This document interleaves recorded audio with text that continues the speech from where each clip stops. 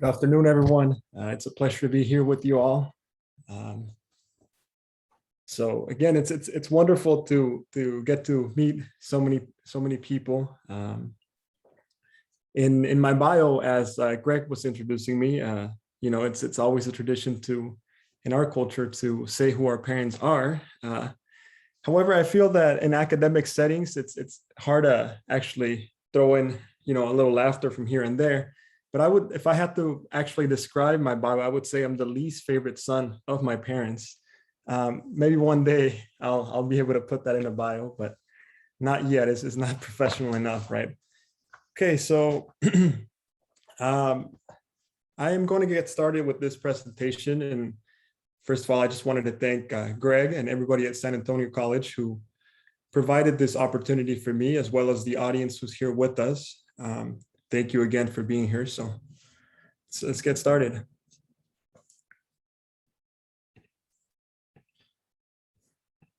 So can you all see my screen okay?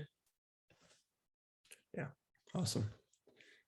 Yeah, so the title of my presentation is basically extends beyond the idea of language as communication, right?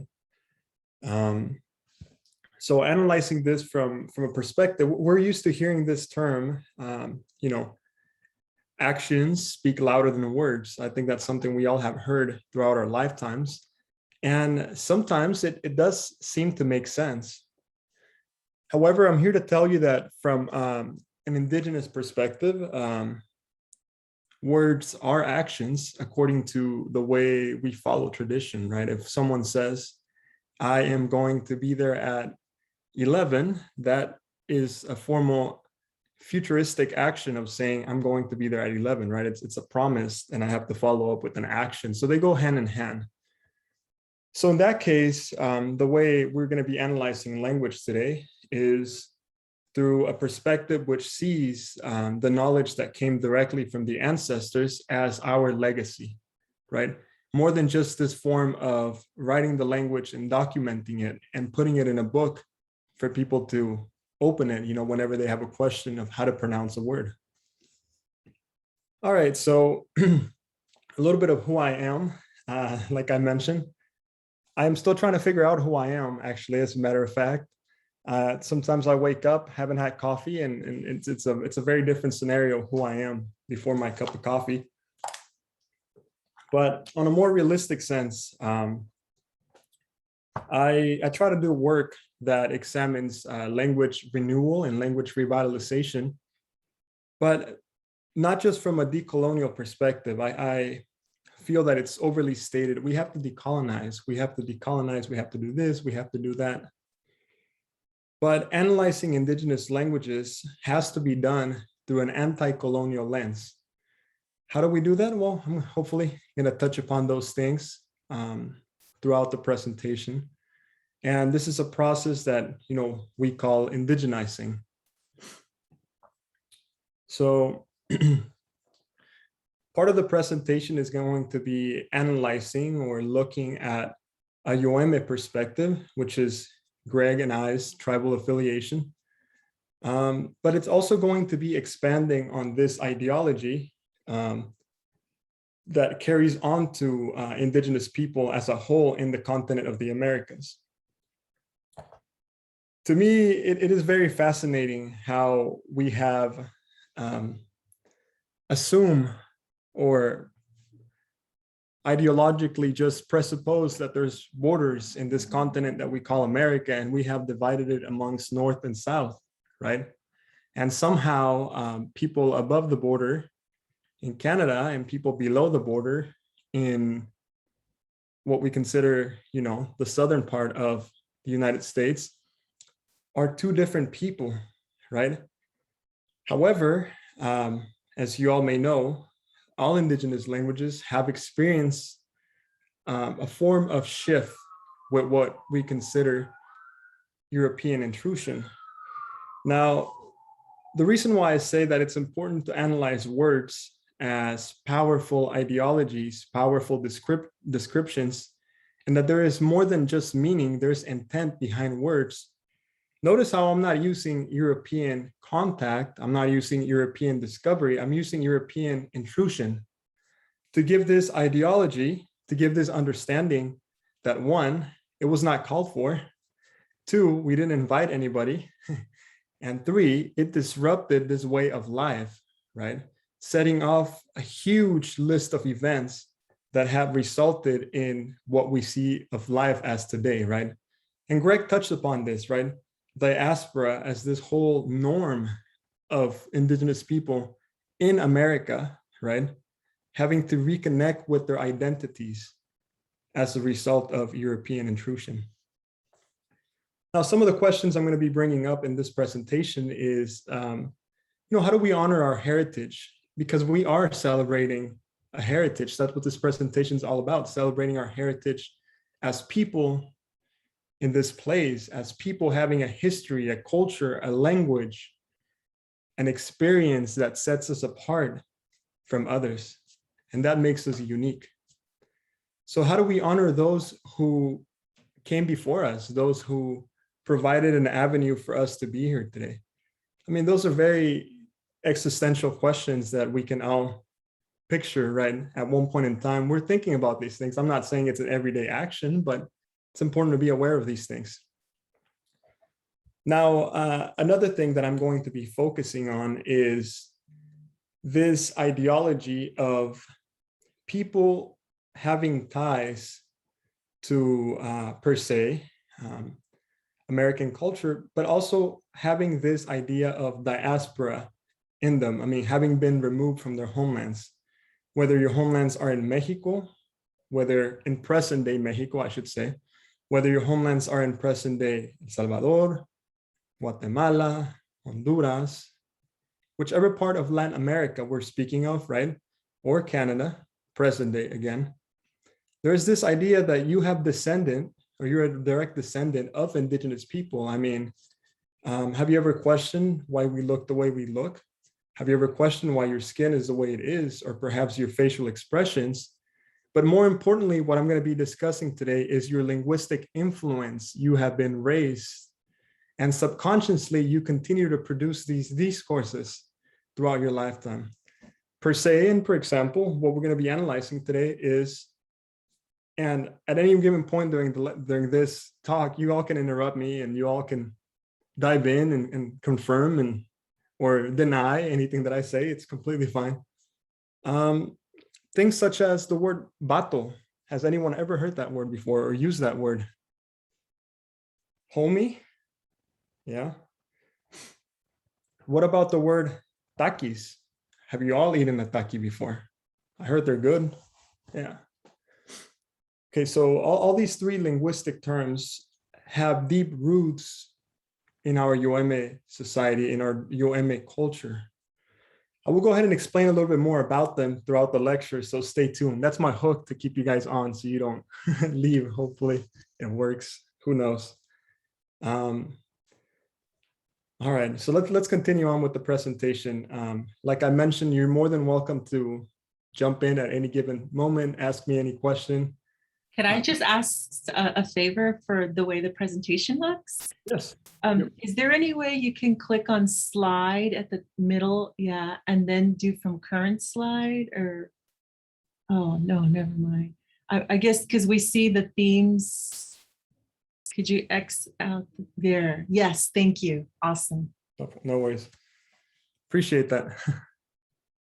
You would think by after a couple of years navigating Zoom, I should be aware of these things, and completely naive. Thank you so much. Appreciate it. Okay, so like we're discussing, we're analyzing this strictly from, not strictly, but we're using language as our main source of focus for today. So how do we understand language shift? What do you understand as language shift? What is our position to language shift as current people living in this diasporic society, right? And again, diaspora, a term that we've been using all along, we have to recognize that it's not wanted, it's not desired, it's a direct result of forced displacement. Now I'm going to tell you guys a little anecdote.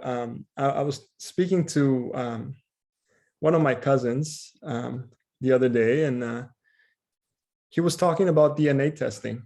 And I found it very interesting, this whole idea of DNA testing, because, and I'm not here to state my opinion or criticize anything, I'm just here to give historical understanding of DNA testing in relation to my cousin's, if you may, point he was trying to make. So he came up to me and he was asking if I have ever wondered if I had European in me. And keep in mind, my cousin and I, he left our reservation a lot younger than I did. But when we were younger, we grew up almost as monolingual UM speakers, right? So this came as a surprise to me that he was bringing this up, right? And he was addressing, do you think we have European in ourselves? How much percentage? He kept asking me, and I said, you know what? I said, we are, almost 500 years removed from contact, and you were born speaking UM, so you tell me how much percentage European you have in yourself, Obviously, I'm using other colorful language because, that's how we do. We operate differently in different spaces. But he went on to explain to me that this DNA test revealed that he had about 75% European, and it had pinpoint his genetics to this place in Spain. Therefore, he was very excited about visiting Spain and diving more into that culture. And I couldn't help but laugh a bit, and I told him, hey, but don't you recall grandma never spoke a word of Spanish? Don't you recall grandpa never spoke a word of Spanish? I'm really fascinated by this idea or exoticism that has fallen onto us as a result of conquest, right? And this is an example of acculturation, if you may, right? This idea that indigenous knowledge systems become secondary, to be at best, to Euro ideologies, right? So this speaks to a couple of things for us as indigenous people, at least living in the north, right? I'm talking about the northern section of Mexico, southern section of Texas, Arizona, California, right? It speaks to not a forceful conquest, but an intellectually religious conquest, which has shaped the way we think, the way we perceive each other. Now, this is very important because as we move along the lecture or the talk, we're going to be learning about ways in which Eurocentric values have shifted our perceptions as ourselves in this society, how it has helped to devalue fundamental values, indigenous values, such as matriarchal systems, such as equality for people, such as our position and gender in our society. These things have been corrupted given the influence of religion and European values that we have come in contact. So where do we go from here? So I told my cousin, as I tell many people that tell me, yeah, I have a great, European ancestor, or, my great grandma was Yaqui, but I don't think I am. So I tell them, did the COVID vaccine take away your indigeneity, or how does it work? So this is some of the things that we're going to be looking at. Now we're moving a little more into this theoretical application that I would like to share with you all. It has influenced the way I see my work and the kind of work I worked in. So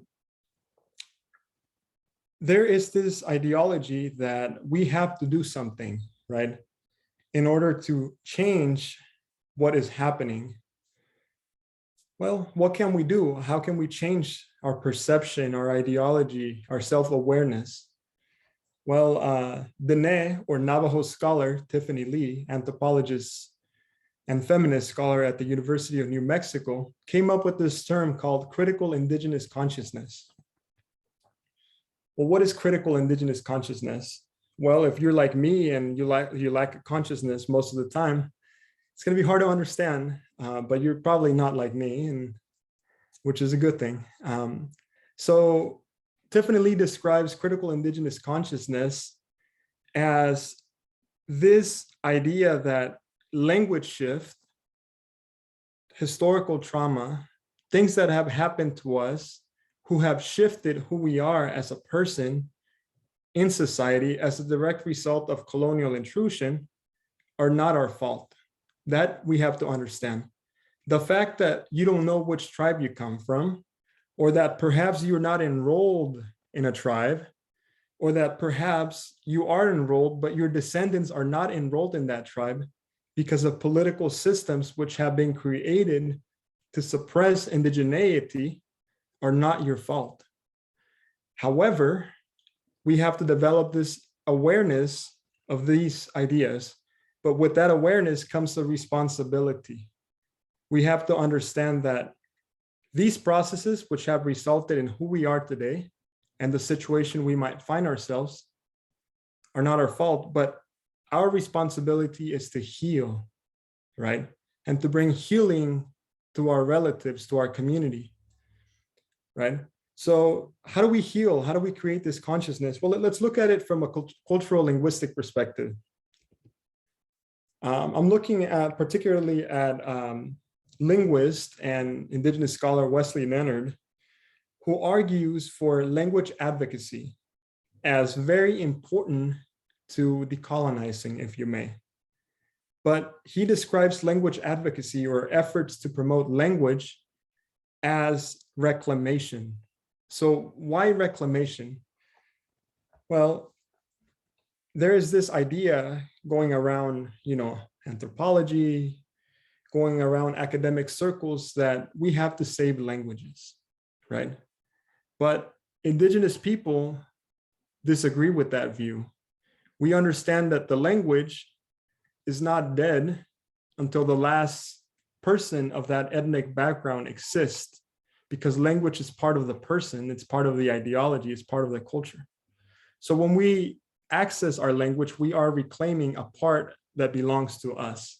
That's what Leonard explaining, reclamation.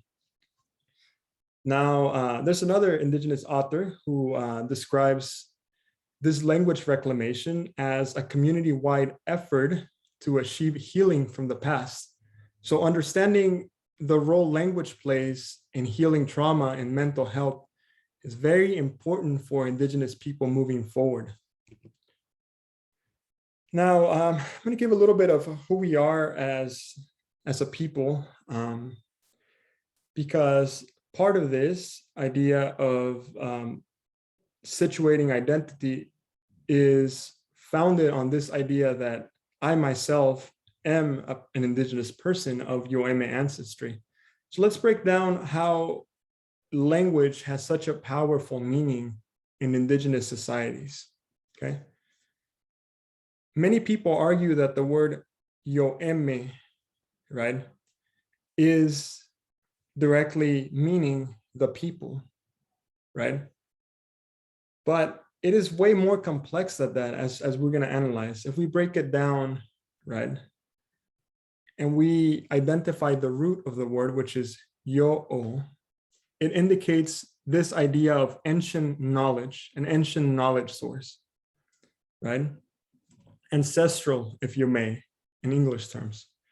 And the word eme, that completes the word yo-eme, creates this idea of the ones embarking, right? So altogether, it reads the ones who follow the ancestral path. Now, to me, this is very interesting because it calls for this idea that Tiffany Lee is arguing, right? That as indigenous people, we have a higher responsibility to our communities, not just of healing, but understanding our role in that process. So as indigenous people, as Yoeme people, we have a specific role in our communities, right? And following that role is what leads us down that ancestral path. Now, a little more historical application of who Yoeme people are and what they are. So we're going to expand beyond this idea of borderlands, and we're going to be analyzing future theoretical applications that we as Indigenous people and we as people of color and people invested in the advancement of people of color have to recognize as fundamentally necessary to create progress in society, right? So one of the things that creates conflict when we speak about Indigenous societies is placing a higher hierarchical value on the geographical location of that society. Let me give you an example. Why is it that when we discuss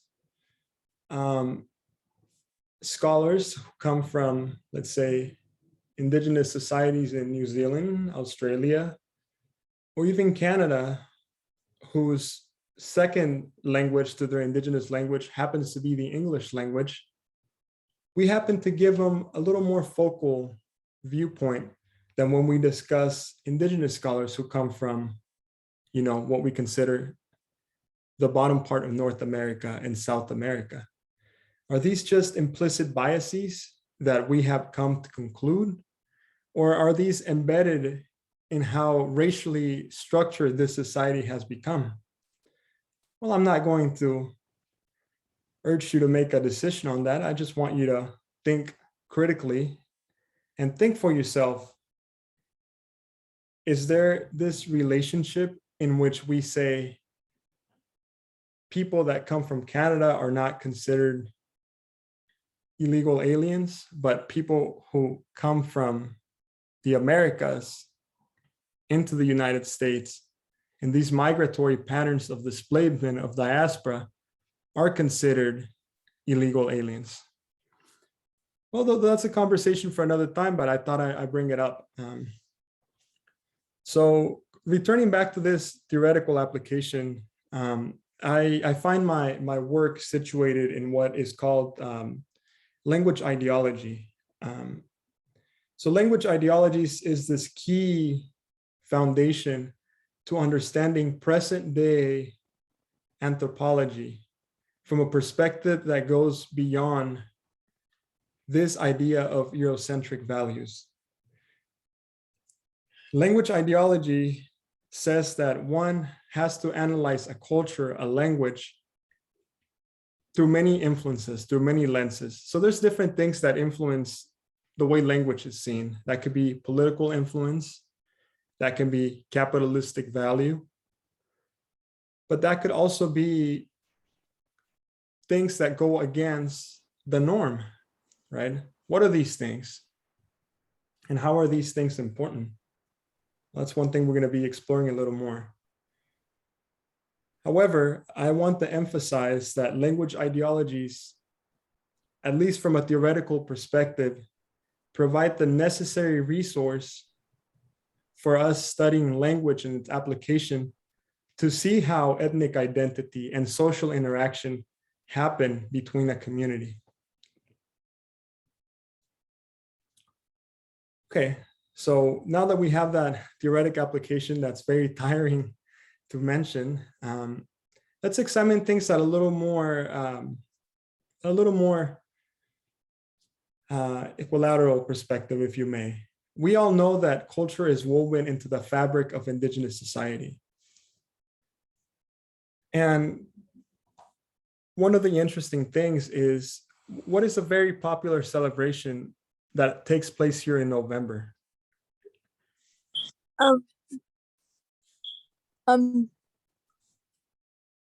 So when I have a question to ask you. Go ahead. So when we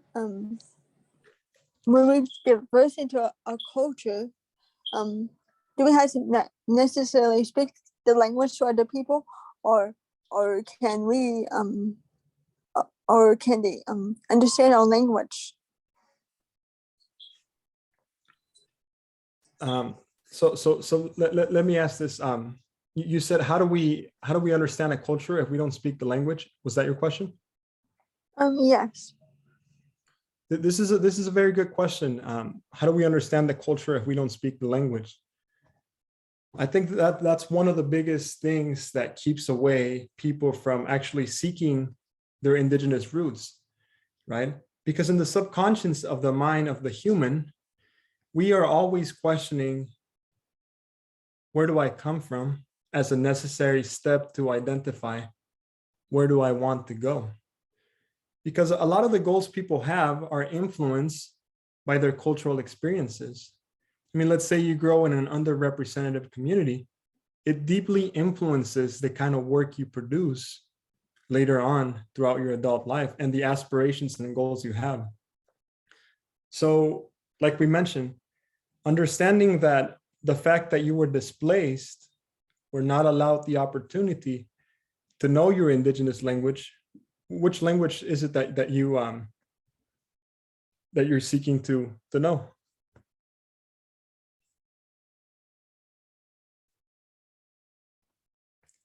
So whichever language that might be, again, it's not your fault that this has happened, but now your responsibility calls upon the fact that you have to make it a point to tell your generations, whether future or past, let them know, hey, we have these indigenous roots. We have to connect with them, right? So I argue that the usage of language provides a resource for storing and constructing social norms and values.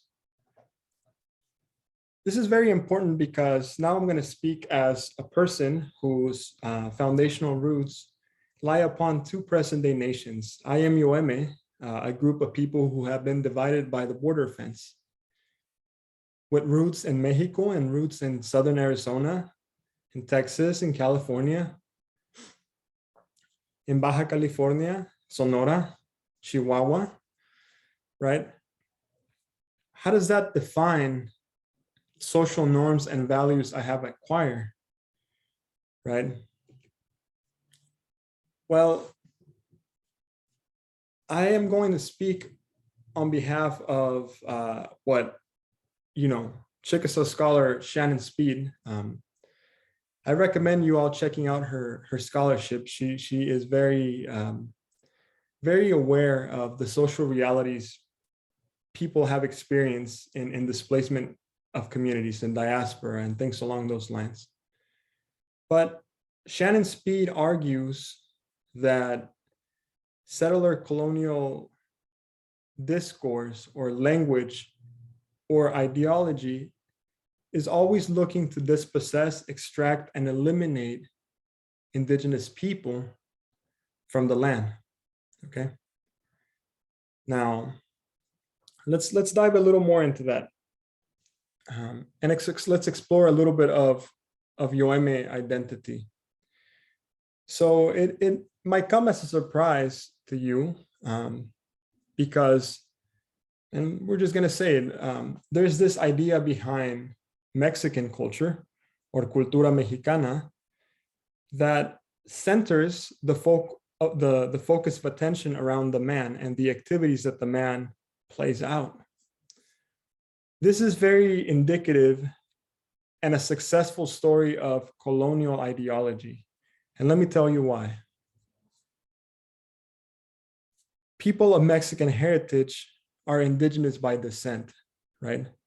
Whether they're displaced or whether they know their tribal identity, that is a different story.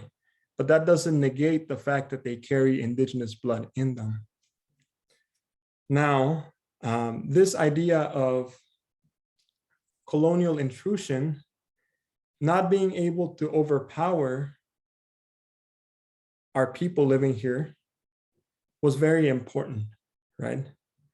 They were not successful with the mission systems. They were not successful with the genocidal campaigns they carried out, but they were very successful in diffusing religion onto people in the Americas. You see, and I'm going to use Yoeme as an example. For Yoeme society, the main center of attention in the creation of identity and reproduction of identity, very similar to other indigenous societies in the Americas, was the woman, right? That relationship between the woman and the fetus cannot be duplicated by anything else in the universe, according to our cosmovision, right?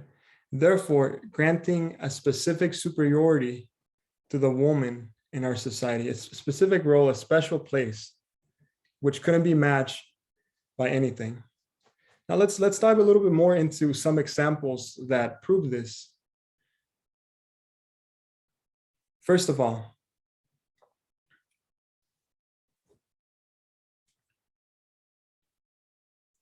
Yoeme dances that we currently associate with Yaqui dances, such as the deer dance, the coyote dance, and things along these lines, are performed in essence only by males, right? However, when we're analyzing texts from the 1500s that were written by missionaries, there was a specific purpose behind their ideology of phrasing the language and phrasing religion to attack the role of woman in the reproduction of identity. The role of woman, according to these scriptures and texts, became one of an ideology of paganismo, of demonic usage. How could the woman go against what biblical terminology calls her place in a society, to be below that of a man? That is ungodly, that is uncalled for, and that needs to change. So some of the first things that got attacked in our UMS society were women coming of age ceremonies. Other things that were attacked were women secretive societies. These were dismantled, and these were framed as messages from God that things needed to change. Indigenous people started accepting those ideas. How that happened, I'm not too sure. And I think it fascinates me how someone as resilient as ourselves came to accept such a cheap ideology, right? I mean, what was there to bargain? Nothing but loss. But, you know, again, these are circumstances that still need to be explored. But continuing on that trend, women, once they graduated, if you may, from these cultural coming of age ceremonies, receive a special gift from the community. They were accepted into matriarchal societies, which had the responsibility to not only know woman practices, woman dances, woman songs, but they also had to know all the male rituals. That was completely different to what male society had to do. Male society could not know anything about female society. This was because in case the male population dropped within our community, it now became the responsibility of the woman to carry on with these traditions. Things of that nature are very important for us to understand our position in society today. Even going further, let's examine this idea of gender within our language. Yoeme uses gender neutral pronouns from the get-go. I understand these are coming of age, if you may, here in the English language. We're finally starting to find respect towards people for who they are, who they choose to be, and live the truth the way they want and they need to do. However, this was not an issue back in indigenous societies. If we analyze the context of the usage of language, these have been neutral in the expression of gender, neutral in the expression of value assigned to each gender. So these are things we have to consider when we're looking at language as an usage of the colonial focus.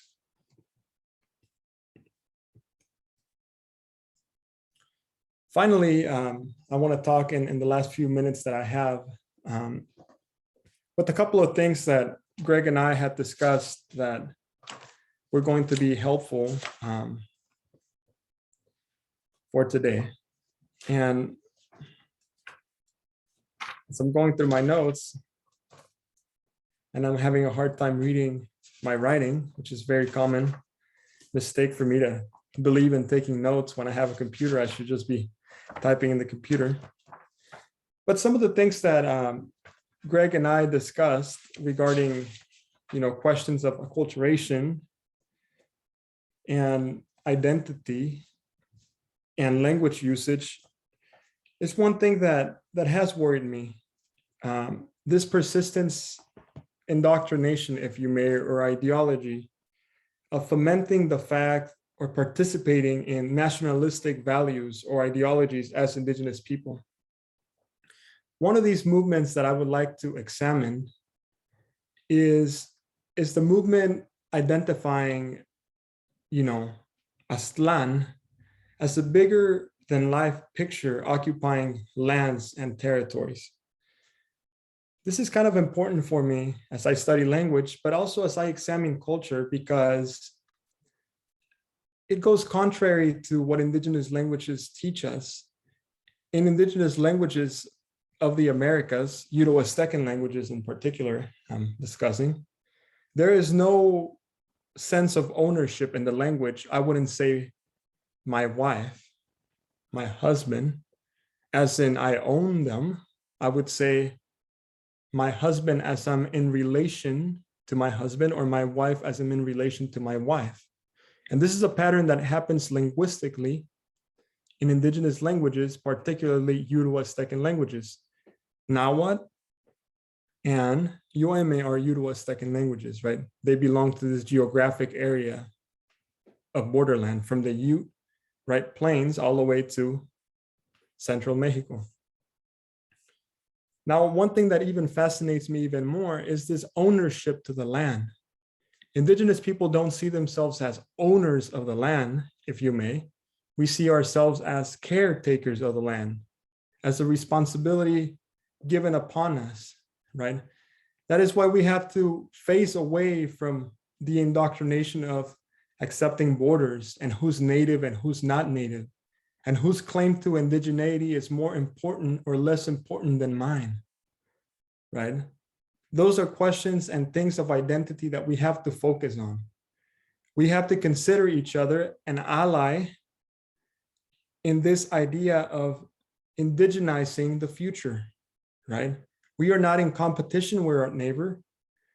We are there to help each other find our identity, whichever that may be. So I'm here in a way to just leave a little bit of criticism on this idea that one has to learn this culture or practice these dances or speak Nahuatl, if you may, or dance Nahuatl. You have that as a choice. You can do that if you want. That is your choice as a person. However, it should not be something that's forced upon, right? It shouldn't be something of dominance upon indigeneity, right? And that's similar to the things we experienced when it came to language shift, displacement, diaspora. Things were forced upon us. Now, as I reach the final part of this talk, I again want to thank you for staying with me for the last 40 or so minutes. It's been my pleasure to talk a little bit upon what I am doing, what I am working on. But I do have a favor to ask from every single one of you in the audience. Part of my work at the linguistic level examines the effects that culture can have in the epigenetic cycle of a person. What does that mean? Well, according to studies that I've been conducting, and I am following conducting, this is where I'm going to request a little bit of your help, and everyone in the audience can help me with this. If you're an Indigenous person and there is mental health issues in your family, and I'm going to be a little more specific, just to give an example, such as dementia or Alzheimer's in our elder population, I am trying to find a way to prove through the sample studies that we have been conducting, which have been very successful at the moment, to demonstrate that when a person is in advanced or mid-stage Alzheimer's dementia, which the doctors basically have said, yeah, it's basically a lost cause. When we bring up emblematic and cultural things of significance that they experience as a younger person, perhaps a song, a creation story, or as powerful as usage or phrases of their language. It can revive in them neural connections that have not existed for years, 50, 60, 70 years at a time. And this creates neural pathways of usage of memory that medications cannot duplicate. So if we can prove this through a sufficient case study, we will be able to prove the importance of our culture as truly woven into who we are as a people, not just this crazy person saying so. Oh, culture is woven into Native people, dream catchers and whatnot. You know, it goes far beyond that. Now, you know, if you are interested, please email me. Greg, I'm sure, has provided my email in this case study. And finally, I said, I think I have about a minute or two. I said, I spoke to the idea of words such as bato, right? Such as cholo, such as homie, that are used very in the essence of Chicano culture, if you may, here in the States, lowrider culture. If words such as bichicoro or bichi, or even other very descriptive Spanish words, right? You've heard them before growing up and you've utilized them. That speaks to the fact that there was Yoeme influence in you. For example, bato comes from the idea of a friendly person who comes out of the water. This became a term once Spanish missionaries started baptizing people. Someone who surfaces from the water, quote unquote, a friendly person. At the beginning, it was used to describe the actions done by missionaries. And then it became this code of language to say, oh, what a bato. That person is baptized. That person, he's friendly, but he's baptized. And it has linguistically shifted and adjusted.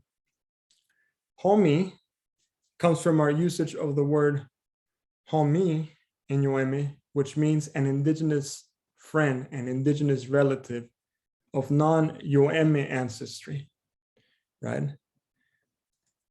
Taki or takis, as it's used and described throughout these products sold in northern part of Mexico and have influence here, our part of culture in the border and close to the border, comes from a fiery substance, right? Something spicy, but not just in any form, in the polvo form.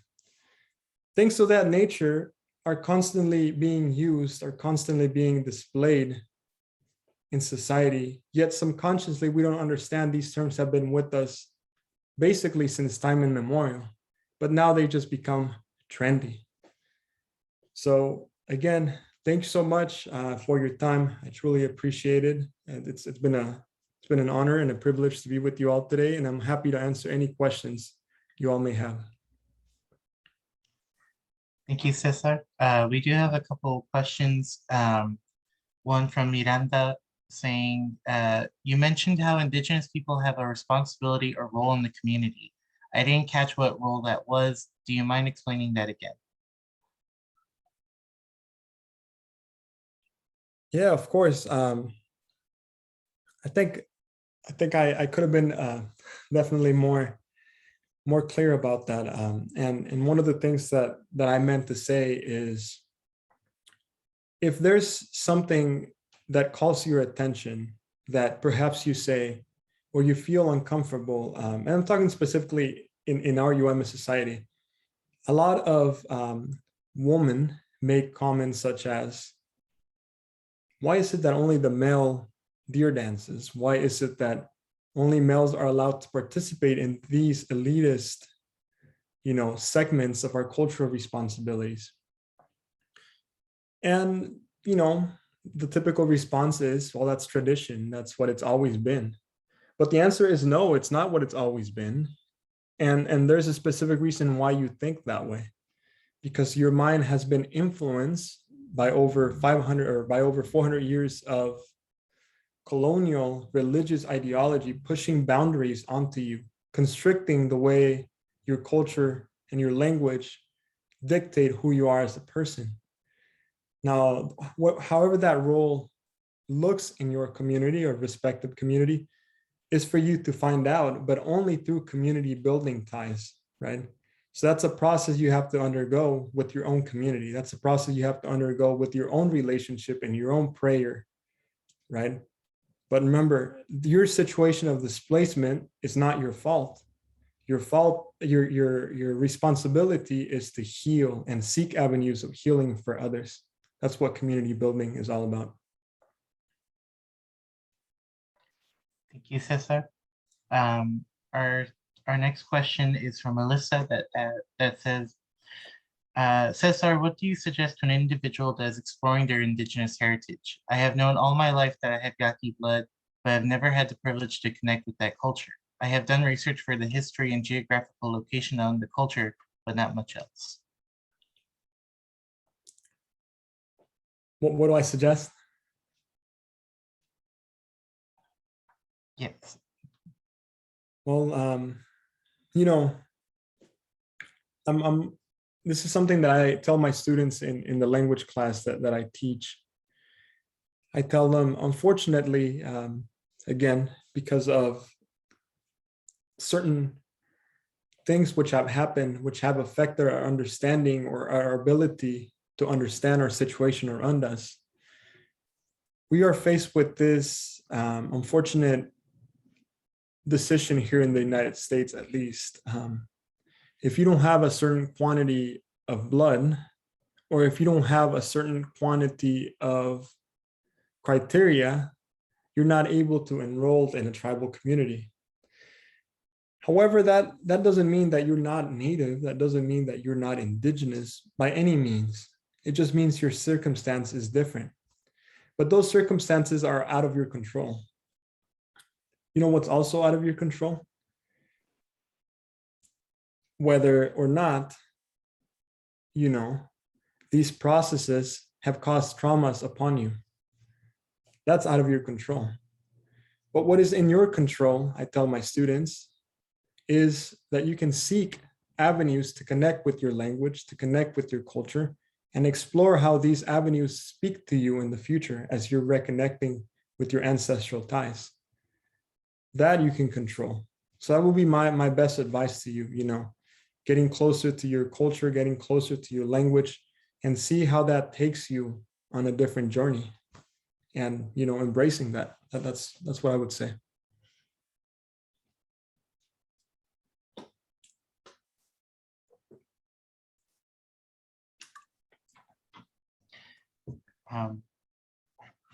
Thank you so much, Cesar. We have a couple minutes left, and I wanted to share our final Gente Heritage Month event. Let me pull up. For San Antonio College students, there will be an in-person event for sugar skull making. There it is. Tomorrow, October 14th from 1 to 3 p.m. in the Lofton Student Center Fiesta Room. Join us for to make sugar skulls for Dia de los Muertos and how to make them with local SAC alumni and former Somos La Gente member Diana Flores. So that one will be tomorrow if anyone's interested. And I want to remind any students that are here with us today to fill out that survey that Joseph has been putting in the chat. I'll be sure to find it and share it again. Yeah, thank you so much, Cesar, for being here with us today. I'll be sure to share in, some other resources in the chat box below in a moment where you can learn more from Cesar or specifically for Melissa on Yaqui resources to learn more. Yeah, thank you so much, everyone, for attending today. I just wanted to add one final note. I wanted to thank you, Cesar, for your wonderful presentation. As somebody who teaches Mexican-American history here at SAC, which I've been doing for the last 4 years, that's something I'm learning, is that I also, as a Mexican-American person, have this Indigenous ancestry, and that it is my responsibility to learn that, and that there's so many resources. We can take this on because it was denied to so many of our relatives. So in their honor, in their respect, you know, I do my best to learn. And I really appreciate what you said about we shouldn't feel bad, we shouldn't feel sorry. This is our moment to move forward in learning and not in guilt or in shame. So thank you for that message. It really hit home.